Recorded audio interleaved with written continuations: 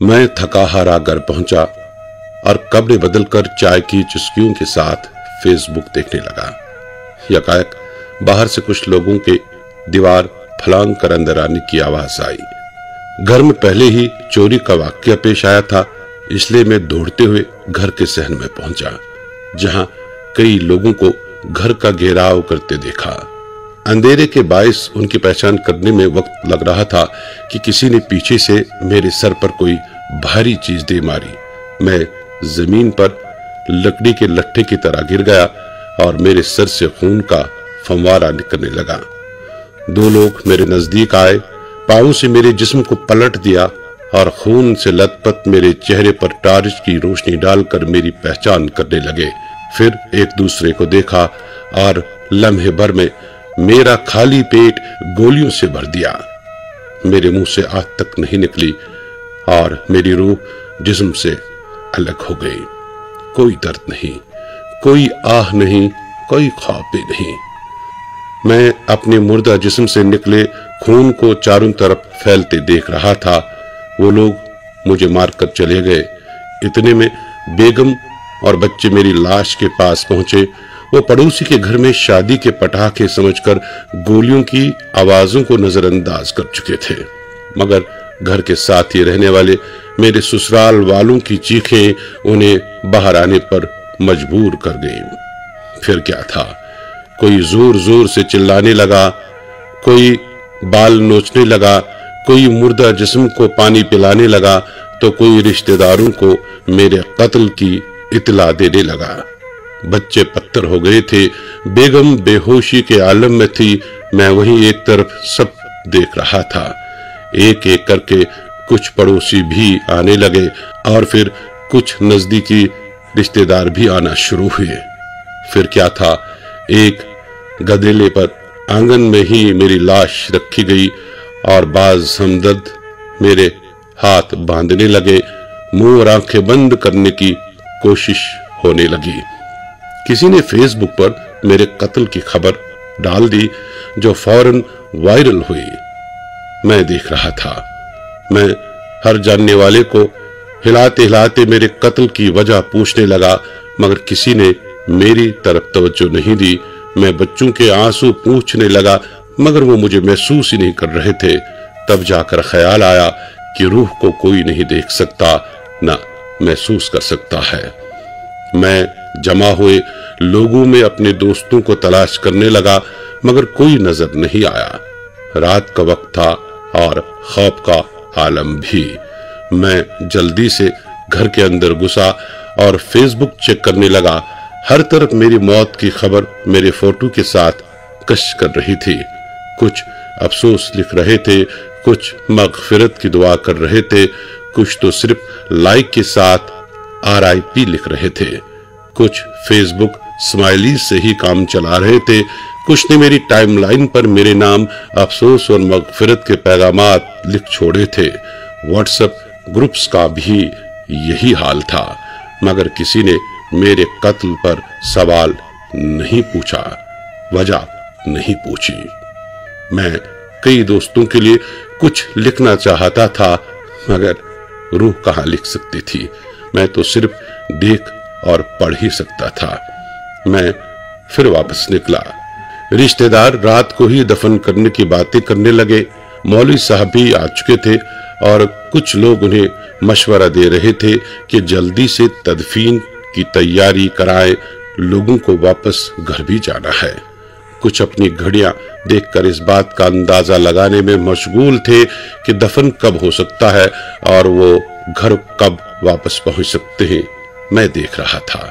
लोगों ने अब टोलियों में बैठकर मेरे कत्ल पर सरगोशियां शुरू कर दी थी। कोई ये कह रहा था कि ये कुछ ज्यादा ही उछल कूद कर रहा था, कोई कह रहा था कि अपनी जबान की वजह से मारा गया, कोई यहां तक कह गया बिना आग के धुआं नहीं उठता।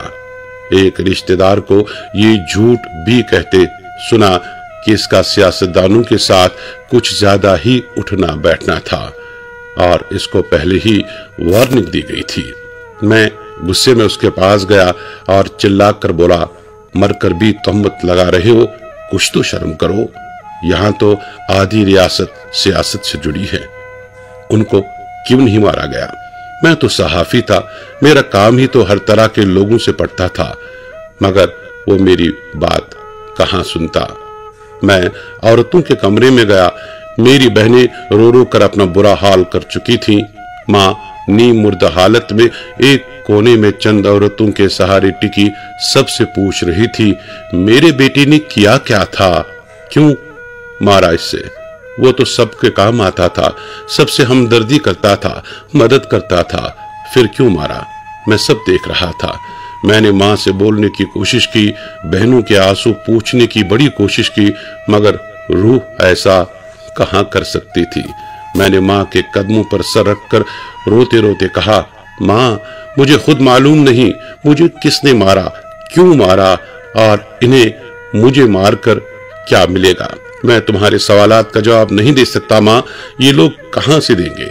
चुप हो जा माँ, चुप हो जा, मुझसे तुम्हारे आंसू नहीं देखे जाते। मगर माँ भी रूह की आवाज नहीं सुन पाई।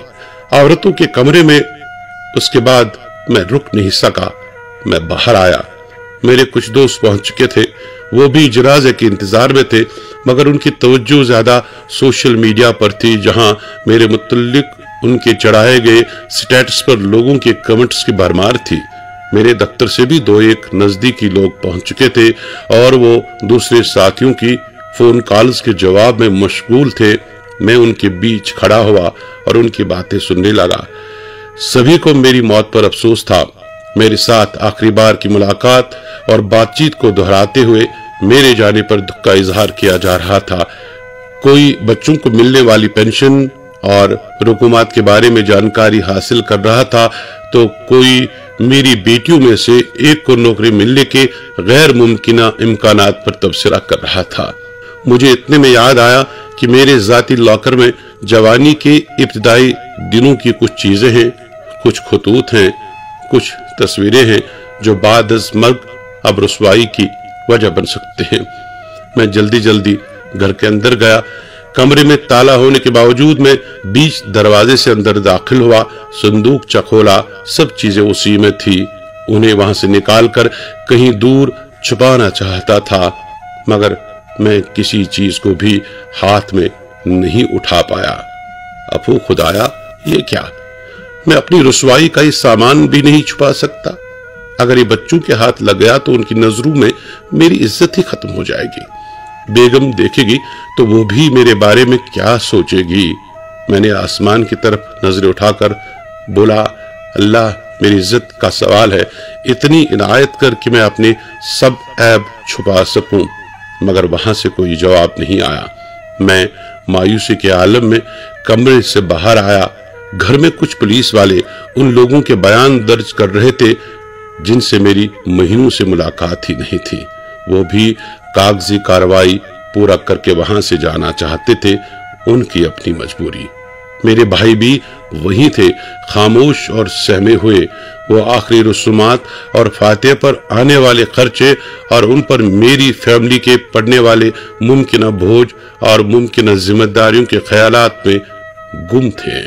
इतने में औरतों के कमरे से रोने और सीना कोबी की आवाजों में इजाफा हुआ तो मैं बाहर आया। लोग मैयत उठाकर जनाजे के लिए ईदगाह की तरफ जाने लगे। मेरी छोटी बेटी जनाजे के पीछे पीछे मरसिया करने लगी। मैं पापा के बगैर नहीं रह सकती, मुझे पापा के बाजू के बगैर नींद नहीं आती। मेरे पापा को वापस लाओ, अल्लाह के लिए मेरे पापा को वापस लाओ। मेरे मुंह से हिचकियां निकलने लगी, मेरी आंखों में आंसू टपकने लगे और मैं जनाजे के पीछे पीछे ईदगाह की तरफ निकलने लगा। जनाजे की तैयारी हो रही थी। मेरी नजर नजदीकी कब्रिस्तान पर पड़ी, जहां ताजा खुदी कब्र के किनारे पर दो फरिश्ते हाथ में कुछ सवाल लेकर मेरा इंतजार कर रहे थे।